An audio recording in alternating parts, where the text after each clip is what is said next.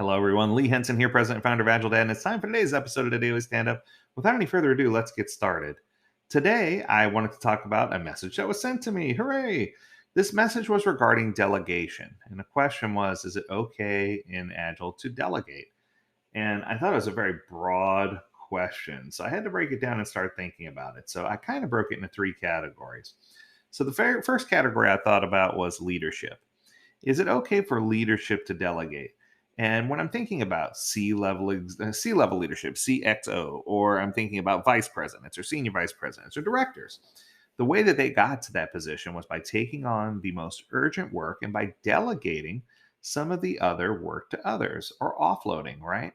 So, in this sense, I feel like delegating is necessary at those levels in order for people to maintain good focus, right? In order for people to work on the right things and to know that their head and heart are in the right place, they can't do everything themselves.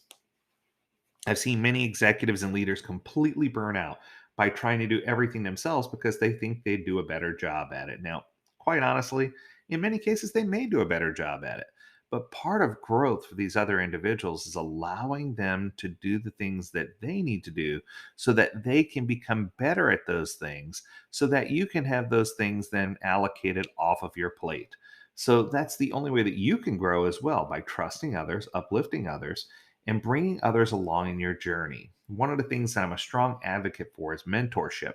So I feel like it's important for us to mentor and to bring other people along with us. Let's move over to level two. So, the second level of delegation I want to talk about is at the product owner or scrum master level. Here we go. Now we're getting to the good stuff. Should a product owner ever delegate their responsibilities to other people? Wow. That's a deep thought if you think about it, right? Because here's the deal. I've often said the product owner is the most difficult job to do. Fact, right? Just facts. It is the most difficult job to do. And if that is true, then can we or should we have the product owner then delegate some of their responsibilities?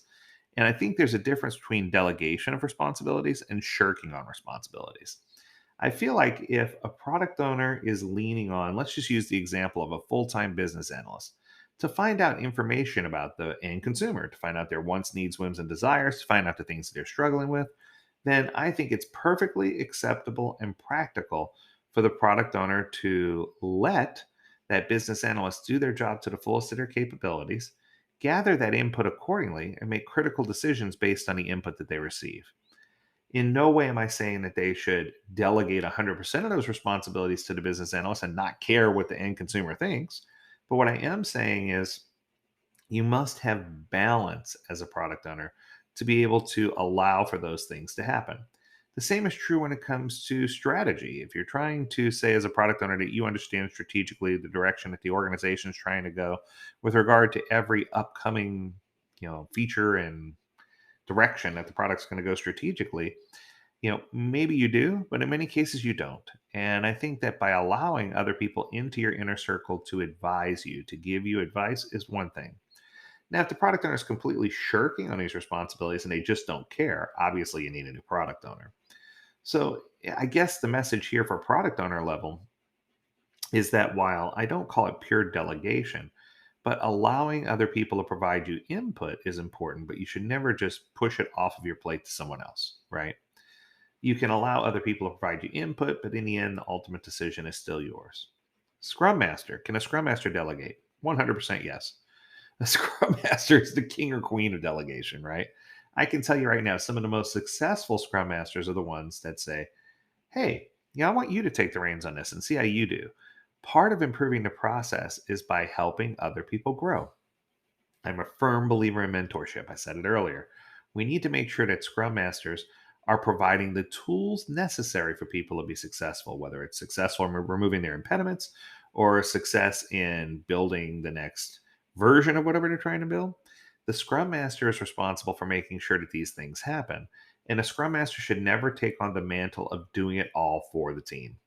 I've met way too many secretary Scrum Masters and police force Scrum Masters where they're constantly policing, hey, you didn't update your things in Jira, or the secretary, let me take everything down for you and I can record things because I'm the Scrum Master. And it quickly not only becomes annoying, but it pushes teams to become lazy. It pushes organizations to have lightweight or lazy agile frameworks. And when a scrum master is doing that, as much as they believe they're helping, the more that they're doing on behalf of the organization instead of helping the organization learn how to manage and do these things themselves, the more they could potentially be damaging the organization and the organizational structure. Wow, what a twist, right? So I do believe that a big part of the Scrum Master's job is delegation, but it doesn't mean apathy. If you get to that point where you're the Scrum Master and you're constantly saying, I don't know, go talk to so and so, it's probably time for you to be doing something different, right? So once again, the answer here is adult undergarments. It depends. There's a line that needs to be drawn, and we need to figure out where that line is. Now let's talk about it at the team level. I don't care whether it's a software development team or whether you're writing greeting cards, right? Either one of those teams, they have some responsibility to get the work done. Now, can they delegate tasks back and forth between each other? I don't have a problem with that as long as there's balance and as long as there's not one person who's becoming the manager of the team or the person who's in charge of everything or there's no team lead pushing work down other people's throats. But if the team wants to collaboratively delegate things, so collaborative delegation, I'm a big fan of. If it's delegation without collaboration, then I'm not a fan of. So I think that once again, we need to put the proper setting in place for people to collaborate and do the things they need to do. And if part of that collaboration involves delegation, then I'm okay with it. But if that collaborate or if that delegation is done without any collaboration, it needs to go. So I think that kind of covers all three facets of how delegation fits into agility. So there's not a one size fits all red pill, blue pill model. Not everyone looks good in spandex. You've heard me say it before. We need to make certain that we are approaching delegation with the right frame of mind. And if you do, then I can promise you agile success. That's going to do it for today. Thank you for sending in that topic. That was awesome. If you're a subscriber or listener and you want to send in a topic, learn more at agiledad.com. We would love to hear your topics that we can get it on a daily stand up as an episode. And as always, we encourage you to stay healthy, stay well, and stay agile, my friends. Until next time, do take care.